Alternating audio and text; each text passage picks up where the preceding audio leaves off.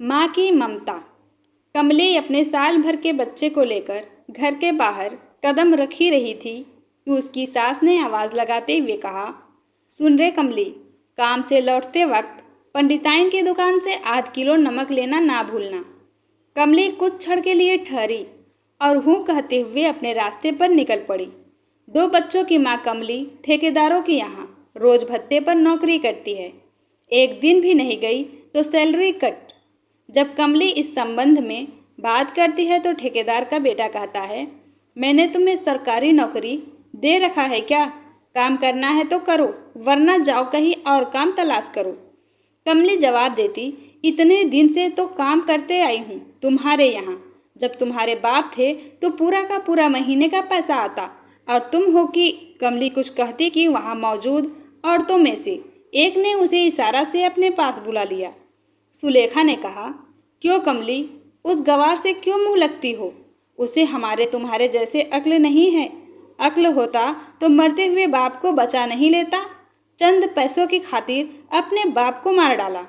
कमली अंधेरा होने से पहले घर वापस आ गई। आते ही सासू ने पूछा, क्यों रे कमली, पंडिताइन की दुकान से नमक लाई कि नहीं? कहीं दिख नहीं रही। कमली झूठ बोली, पंडिताइन की दुकान बंद था। किसी ने हमें बताया कि वह अपने नैहर चली गई है। सास ने कहा, आज बिना नमक की ही साग बनाना पड़ेगा। देख आरमुआ कि बीबी के पास मुझसे भी बीते दिन मांग कर 1 तोला नमक ले गई थी, कमबख्त लौटाई नहीं है। अब तक कमली की आवाज़ नहीं सुनकर सासू बोली, कहाँ मर गई, कुछ ना बोल रही है। कमली अपना हाथ मुंह धोते हुए आवाज़ लगाई, आ रही हूँ, चिल्ला क्यों रही हो? चिल्लाओ क्यों नहीं, इतने देर से बकबक किए जा रही हूँ और एक शब्द बोलने का नाम नहीं ले रही है। कमली अपना पैर पटकते हुए आई और सास के पास आकर खड़ी हो गई। खड़ी ही रहेगी, जा रमुआ के बीवी के पास 1 तोला नमक लेती आ। जल्दी कर, अंधेरा होने वाला है। जंगली जानवरों का आना शुरू हो जाएगा, सबके दरवाजे बंद हो जाएंगे। और हाँ देखना, कल मुँहा पीकर नशा में कहाँ पड़ा हुआ है, खोज खबर करती आना।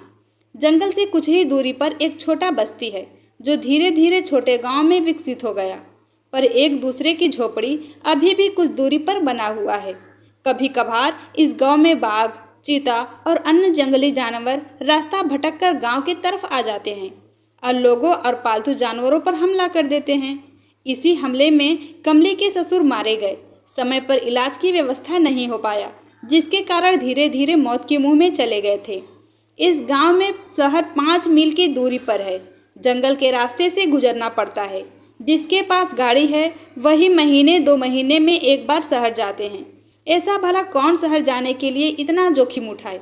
ये लोग कई वर्ष पहले औरंगजेब के डर से यहाँ भागकर चले आए थे। तब से यही इन लोगों का बसेरा हो गया। इस तरह के छोटे छोटे गांव 8-10 होंगे जो जंगल के पास ही हैं। इस गांव की आबादी लोगों के बढ़ने से पहले ही जानवरों के शिकार हो जाते हैं, क्योंकि शहद और मछली की तलाश में अपने गांव से दूर चले जाते हैं। कुछ रास्ता भटक जाते हैं तो कुछ शेरों के शिकार हो जाते हैं। बच भी जाते हैं तो किसी काम के नहीं रहते। कमली 1 तोला नमक लेकर अपने पति रामस्वरूप को खोजने निकल पड़ी।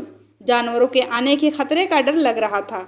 सभी जगह रामस्वरूप को खोज लिया पर कहीं नहीं दिखाई दिया। कमली ने सोचा, जिंदा रहा तो आएगा, नहीं तो। दरवाज़ा खोलकर कमली अंदर चली गई। दोनों बेटे के साथ उसकी सास सो रही थी। सामने खटिया पर सुबह का सूखा रोटी पड़ा हुआ था। उसने सोचा, वही खाकर अपनी भूख मिटा लिया होगा। कितने रात इन लोगों ने बिना खाए सो गए थे। उसकी आँख लगी ही थी कि बच्चे की रोने की आवाज़ सुनकर जगी।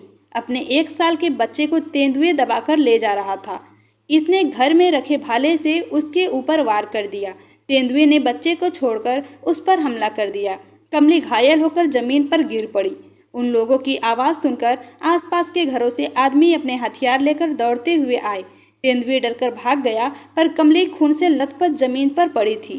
कमली की सांसें कम होते जा रही थी और अंततः वह अपने बच्चे को छोड़ सदा के लिए अपनी आंखें बंद कर ली।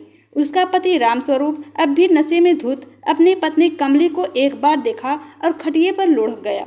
आशा करती हूँ दोस्तों ये कहानी आपको पसंद आई होगी। हमारी कहानी को लाइक और चैनल पर नए हो तो सब्सक्राइब जरूर करें। धन्यवाद।